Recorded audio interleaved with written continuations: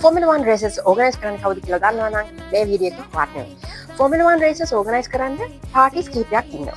හැබැයි ඒ එක්කෙනෙක්වත් F1 වලට අදාළ වෙන්නේ නැහැ. මේ F1 විසින් organize කරන්නේ නැහැ මේ එක Formula 1 race එකක්වත්. මේ races organize කරන මට ඒගොල්ලෝ F1 එකට ගෙවනවා sanction fee එකක්.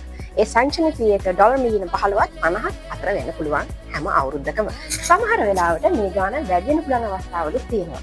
For example, Azerbaijan GP organize කරනකොට ඒගොල්ලෝ අවුරුද්දකට මිලියන 60ක් ගෙවනවා Formula 1 එකට. F1 circuit එකක් හදනවා කියන්නේ SMS කාරණාවක් නෙමෙයි. ඒක වියදම ඩොලර් මිලියන 200 ඉඳලා බිලියන දක්වා ඉහළ යන්න පුළුවන්. For example, Las Vegas GP එකේ upgrades වලට විතර Formula 1 එකට වියදම් වුණා ඩොලර් මිලියන 80ක්. වෙන කාගේවත් රේස් තියන්න වෙන කවුරුත් ඇයි මෙච්චර වියදම් කරන්නේ?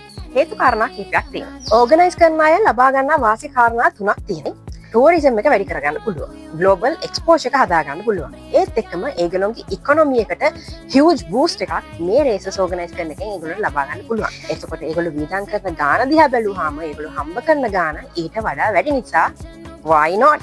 හරි. දැන් මේ ඔක්කොම කිව්වට කවුද මේක ඕගනයිස් කරන්න කියලා කිව්වේ නෑනේ. ඒකට part 2 බලන්න.